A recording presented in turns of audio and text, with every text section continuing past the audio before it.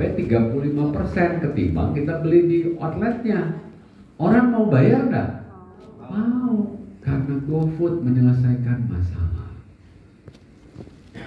Saya pernah ngobrol sama regional manajernya GoFood gitu ya. Dia bilang, Mas Rangga, ini ada fakta unik.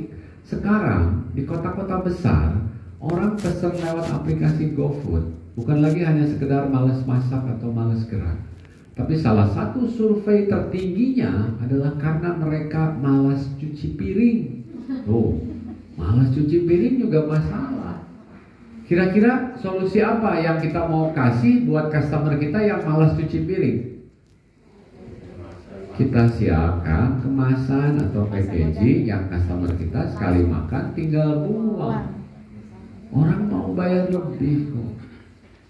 Nah, teman-teman, cara berpikir solutif, melihat masalah, ini yang harus teman-teman latih. Ya, Bapak Ibu harus belajar melihat masalah, kemudian kita mau kasih solusi apa. Ya, itu jurus yang kedua. Jadi sebesar apa bisnis kita adalah sebesar masalah yang kita selesaikan. Sekarang kita masuk ke jurus yang ketiga. Powerful income generator. Apa itu income generator? Sumber income, sumber omset, sumber duit. Di setiap bisnis itu idealnya minimal harus punya 3 sumber income utama. Supaya apa? Supaya bisnisnya lebih stabil.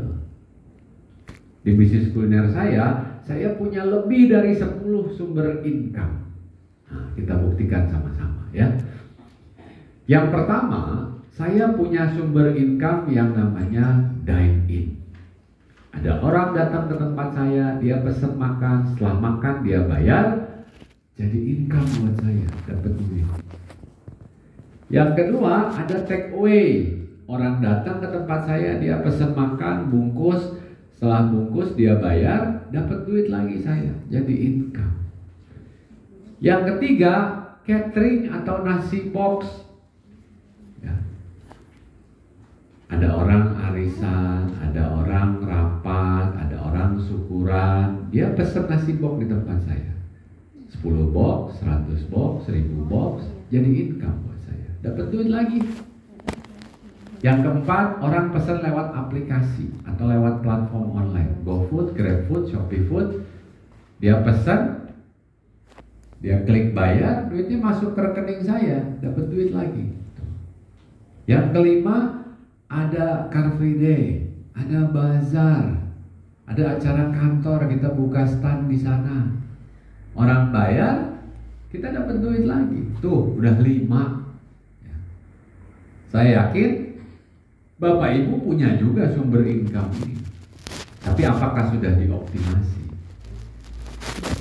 Saya ada lagi sumber income yang lain. Ada orang datang ke saya, Mas Rangga, saya belum punya bisnis. Saya boleh nggak bisnisnya pakai merek Mas Rangga? Nanti Mas Rangga ajarin saya, kemudian saya beli bahan bakunya dari Mas Rangga. Bisa nggak begitu? Bisa. Namanya apa? Franchise. Pada saat kita memfranchise kan, kita punya 3 tambahan income baru. Yang pertama, ya, franchise fee atau license fee karena orang pakai merek kita. Yang kedua, royalti atau bagi hasil setiap bulan. Kemudian yang berikutnya, margin atau keuntungan dari penjualan bumbu dan bahan baku. Tuh, udah 8 sumber income-nya. Ada lagi orang datang ke saya, Mas Rangga, itu sambalnya tuh enak banget. Boleh nggak saya beli sambalnya aja buat saya makan di rumah? Boleh nggak dijual sambalnya? Boleh. Boleh. Sambalnya masukin toples, toplesnya kasih merek. Saya punya sumber income baru dari jualan sambal. Ada orang datang lagi ke saya, Pak, itu kremesannya tuh enak banget. Anak saya suka banget makan pakai kremesannya. Nasi sama kremes aja lahap banget, Mas. Boleh nggak saya beli kremesnya aja? Boleh nggak? Boleh, kremesnya saya gram-gramin gitu ya, masukin ke plastik pouch gitu, dikasih merek, jualan kremesan. Berapa tuh? 9. Kemudian ada orang lagi datang ke saya, Mas Rangga, aduh itu lelenya, bebeknya, ayamnya, bumbunya kok bisa ngeresep gitu. Boleh nggak saya beli mentahnya aja? Kalau saya malas kesini nanti saya goreng di rumah. Boleh? Boleh. Boleh. Kita jual dalam bentuk frozen. Udah berapa tuh? 10. Saya kasih bonus deh ya. Mas Rangga, itu kaosnya bagus banget. Boleh nggak saya beli kaosnya? Boleh kaosnya dijual? Boleh. Boleh. Namanya jualan merchandise. Di bisnis kuliner kita punya potensi untuk jualan merchandise.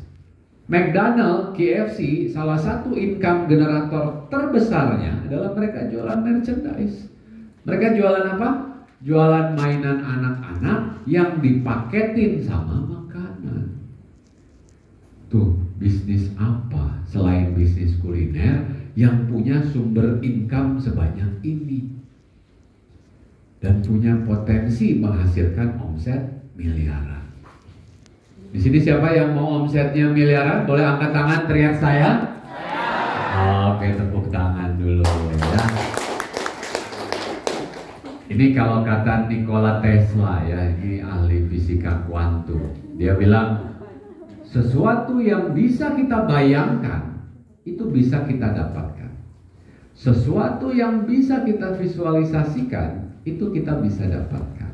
Terus gimana cara memvisualisasikan omset 1 miliar ya? Nah, saya akan bantu teman-teman memvisualisasikan omset miliaran itu dengan sebuah kalkulator. Namanya kalkulator omset bisnis kuliner ya, biar kebayang.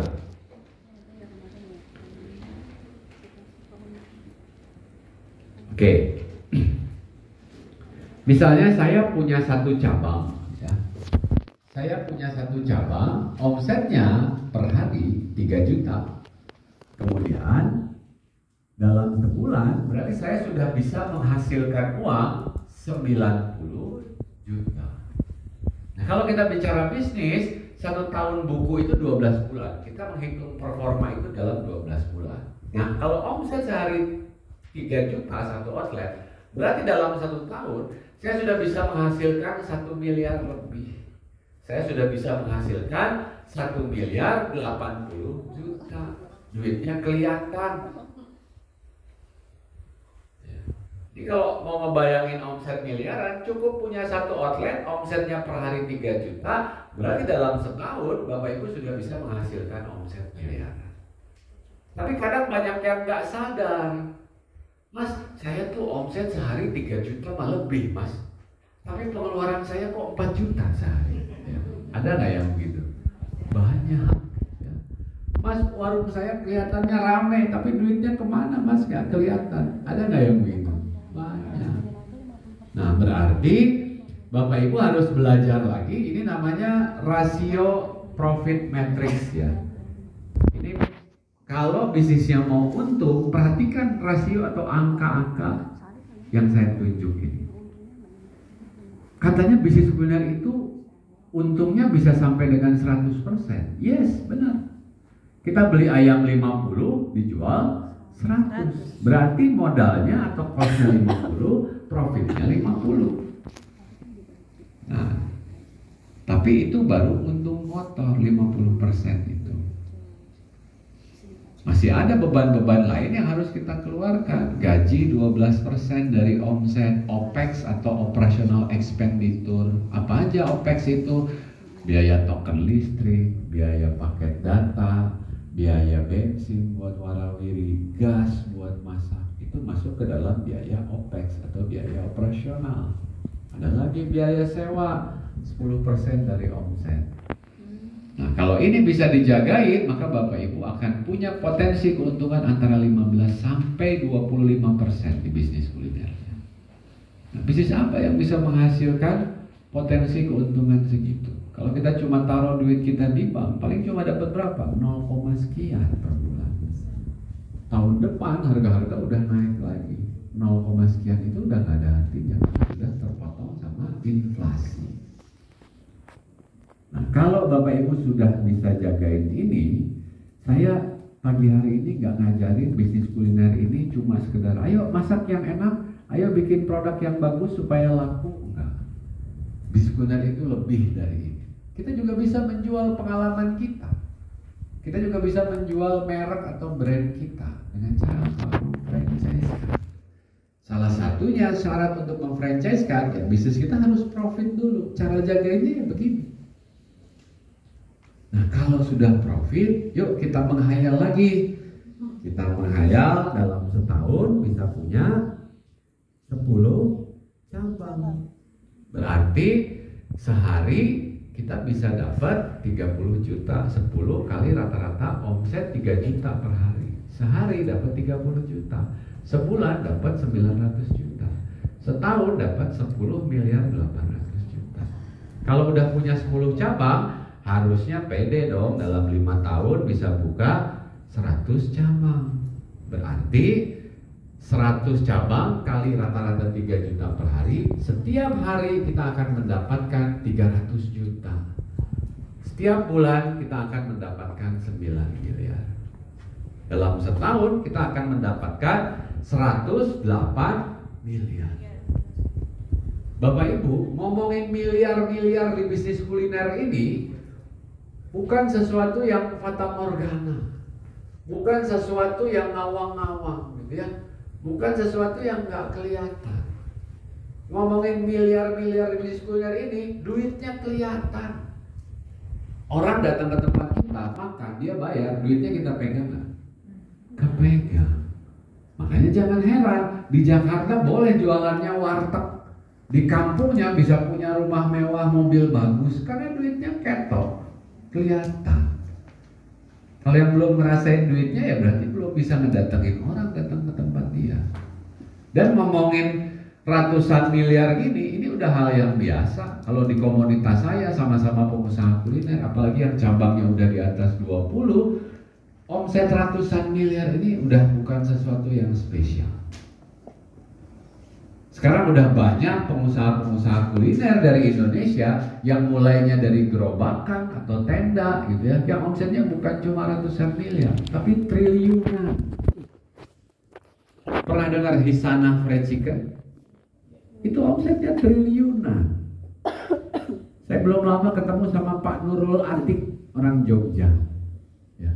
Ada yang tahu Pak Nurul Atik bisnisnya apa? Rocket Chicken. Rocket Chicken omsetnya di atas 2 triliun per tahun. Silakan hitung pakai kalkulator ini. Ada lagi yang omsetnya udah double digit triliun atau di atas 10 triliun. Ada yang pernah dengar Wong Solo? Mas, Wong Solo kan udah pada tutup, makin banyak cabangnya. Pernah dengar Ayam Penyet Surabaya? Itu grupnya Wong Solo. Ayam Kaki Lima grup Wong Solo. Bakmi Karso itu grup Wong Solo. Iga Bakar Mas Giri itu grup Wong Solo. Mie Kocok Bang Uci grup Wong Solo dan lain-lain, tersebar cabangnya di seluruh Indonesia dengan banyak merek. Itu omsetnya sudah double digit triliun dan masih banyak yang lain. Dari Jogja ada Mas Jody warung stick and shake, itu udah di atas 1 triliun omsetnya.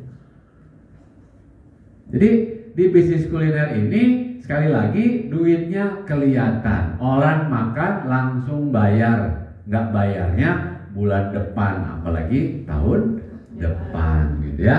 Nah terus Mas Rangga, saya nih modalnya belum banyak, modal saya nih masih sedikit. Kira-kira saya harus mulai dari